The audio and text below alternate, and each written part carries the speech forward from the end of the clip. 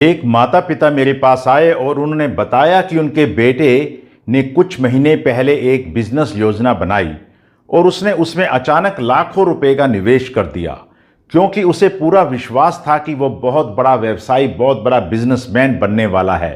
वह केवल दिन में 3-4 घंटे सोता था, हमेशा जोश से भरा रहता था और खुद को असाधारण महसूस करता था। लेकिन कुछ ही सप्ताह के बाद उसकी सारी योजनाएं फेल हो गई और वह गहरे डिप्रेशन में चला गया। देखने में ये एक युवा के फेल होने, निराशा और डिप्रेशन की कहानी लगती है, पर मेरी फाइल में ये बाइपोलर डिसऑर्डर के केस के रूप में दर्ज है। एक और तो एक समय इतना ऊर्जा से भर जाना कि पूरी रात जागकर भी थकान महसूस नहीं होती है और कुछ दिनों के बाद बिस्तर से उठने का मन भी नहीं होता है। कभी बिना सोचे समझे पैसे खर्च कर देना, अचानक बड़े फैसले लेना और बाद में बहुत बुरी तरीके से पछताना, मन में मरने के विचार आना शुरू हो जाना। यदि ऐसा है तो ये केवल मूड स्विंग्स नहीं हो सकता है, ये बाइपोलर डिसऑर्डर हो सकता है। और वर्ल्ड हेल्थ ऑर्गेनाइजेशन के अनुसार दुनिया भर में 4.25 करोड़ लोग इस बीमारी से जूझ रहे हैं। यदि इसका समय रहते इलाज ना किया जाए तो ये रिश्तों, करियर, आर्थिक स्थिति और यहाँ तक कि जीवन को भी गंभीर रूप से प्रभावित कर सकता है।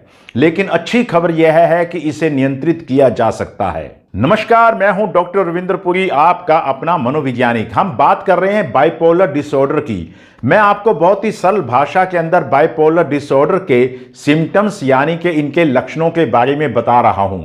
अगर आप में या किसी अन्य व्यक्ति में आपको ये लक्षण दिखाई दे रहे हैं तो आपने अपने मेंटल हेल्थ प्रोफेशनल से बात करनी है और तब तक किसी निर्णय तक नहीं पहुंचना है जब तक आपका डायग्नोसिस बाइपोलर डिसऑर्डर के रूप में हो ना जाए। अब समझते हैं इसके सामान्य लक्षण क्या हैं। यूं तो कभी भी हमारा मूड बहुत अच्छा हो जाता है, कभी डाउन हो जाता है, ये बिल्कुल सामान्य बात है। किंतु जब ये उतार चढ़ाव ज़्यादा होने लग जाएं और ज़्यादा समय के लिए होने लग जाएं तो हमें सचेत हो जाना चाहिए। बाइपोलर डिसऑर्डर के 2 स्तर है, एक ऊपर वाला जिसे मैनिया कहा जाता है, एक नीचे वाला जिसे डिप्रेशन कहा जाता है। पहले बात करते हैं मैनिया की। मैनिक एपिसोड यानी कि मैनिया में व्यक्ति का मूड असामान्य रूप से बहुत ऊंचा हो जाता है और उसके अंदर ऊर्जा की भरमार लग जाती है, उसको बड़ी अपने अंदर शक्ति महसूस होती है, बहुत ज़्यादा खुश, उत्साहित, ओवर एक्टिव दिखाई दे सकता है।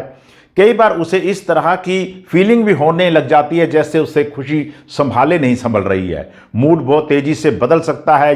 कुछ लोगों में इसकी बजाय चिड़चिड़ापन, बेचैनी, गुस्सा भी सामान्य रूप से बढ़ जाता है।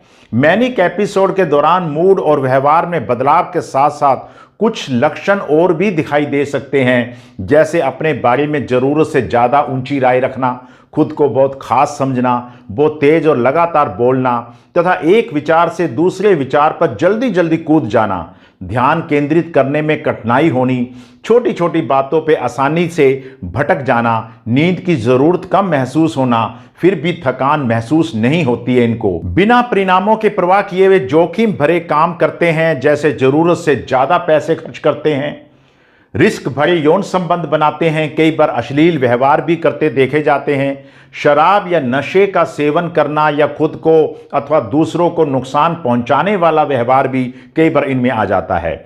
ऐसी मजबूत मान्यताएं बना लेते हैं जो वास्तविकता पर आधारित ही नहीं होती हैं, जैसे मैं बहुत प्रसिद्ध व्यक्ति हूं या मेरा पड़ोसी मुझ पर जासूसी कर रहा है। बाइपोलर का दूसरा स्तर है डिप्रेसिव एपिसोड यानी कि डिप्रेशन। मैनिया के बिल्कुल विपरीत डिप्रेसिव एपिसोड में व्यक्ति का मूड लगातार नीचे चला जाता है।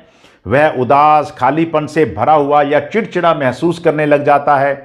जिन गतिविधियों में पहले उसे आनंद आता था उनमें अब उसकी कोई रुचि नहीं रहती है, कोई खुशी नहीं रहती है। उसके साथ कुछ अन्य लक्षण भी उनमें देखे जा सकते हैं, जैसे ध्यान या कंसंट्रेशन में कमी आ जाती है, अत्यधिक अपराध बोध, गिल्ट फीलिंग महसूस करते हैं, खुद को बेकार समझते हैं, भविष्य को लेकर बहुत ही निराशावादी हो जाते हैं और आत्महत्या या मरने के बारे में उनके मन में विचार आने लग जाते हैं।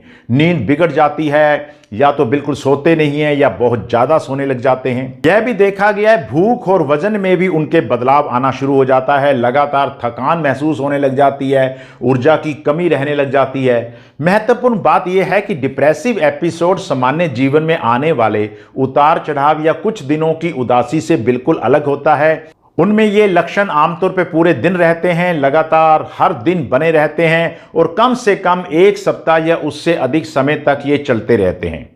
यह सिर्फ मूड खराब होना नहीं है, बल्कि एक ऐसी स्थिति है जो व्यक्ति की सोच, भावनाओं, ऊर्जा और दैनिक जीवन को गहराई से प्रभावित कर सकती है। यहां आपको यह भी समझना है कि बाइपोलर डिसऑर्डर एक तरह का नहीं होता है, इसमें आगे भी कई सब टाइप्स हैं, वो भी आपको समझनी चाहिए। बाइपोलर 1, इसके अंदर व्यक्ति कम से कम एक बार गंभीर रूप से मैनिक एपिसोड का शिकार होता है, कई बार अस्पताल में भर्ती होने की आवश्यकता भी पड़ जाती है। बाइपोलर 2 डिसऑर्डर, इसमें मैनिया की जगह हाइपोमैनिया होता है, लेकिन डिप्रेशन के एपिसोड अक्सर अधिक गंभीर होते हैं।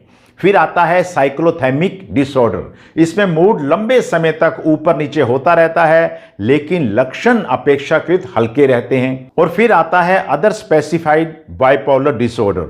कुछ लोगों में बाइपोलर के डिसऑर्डर यानी कि लक्षण तो होते हैं, लेकिन वो अभी तक जो मैंने आपको श्रेणियां बताई हैं उनमें से किसी में भी वो नहीं आता है, लेकिन उसे बाइपोलर होता है।